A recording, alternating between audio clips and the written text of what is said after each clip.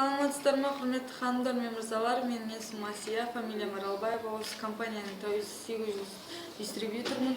Мен компанияға денсаулығымның өте ауыр дәрежесімен келгенмін.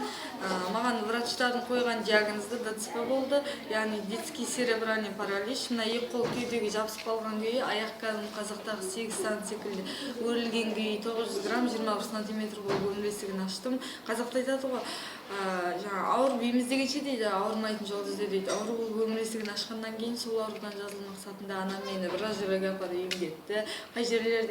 Қай жерде әулие би, қай жерде мықты врач, қай жерде мықты профессор, сол жерде Асия менен мамасы болды. Бірақ өкінішке орай ол емдің өзінің нәтижесін бермеді.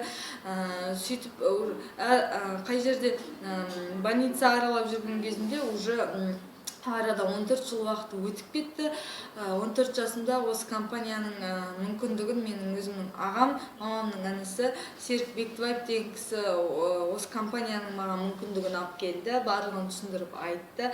Сонан кейін мен денсаулығыма өте ударный дозамен өнімдерді қабылдай бастадым. Ең бірінші болған нәтиже мынау кеудеге жабысып қалған қол төмен қарай түсіп, шай дегенде қолыма күшкі және қасық ұстау бақытына ие болдым. 6 ай дегенде тігін тігетін ене секілді аяғыма жан кіре бастады. 1 жыл дегенде төсектен тұрып, коляскаға тұрып жүру мүмкіндігіне ие болдым. Соны 1 жылда төсектен тұрдым. Төсектен тұрғанда қалай екі жағына екі адам ұстап тұрады, равновесие жоқ, жіберсек құлап қалам. Сонан кейін уже мені анам коляскаға отырғызды. Коляскада 7 ай отырдым. 7 айдан кейін 1 жастағы бала қалай жүрсе, дәл мен де солай жүру мүмкіндігіне ие болдым.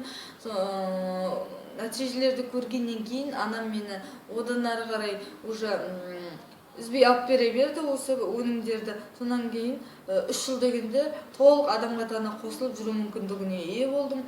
19 жасымда мектепті бітірдім. Сөйтіп Қызылорда қаласындағы заң және техникалық колледжін сату саласы бойынша менеджмент факультетіне грант бөліміне түсіп, оны 2 жыл 10 ай дегенде аяқтадым. Қызыл дипломмен. Қазір осы компанияның барлығымызға берілетін екінші мүмкіндігі бизнесін жасап жатырмын. Құрметті ата-аналар, мен сіздерге айтарым, балдарыңыздың болашағы өздеріңіздің қолдарыңызда.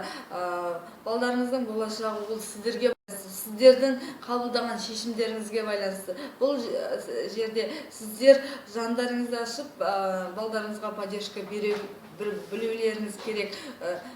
Беріп, яғни өнімді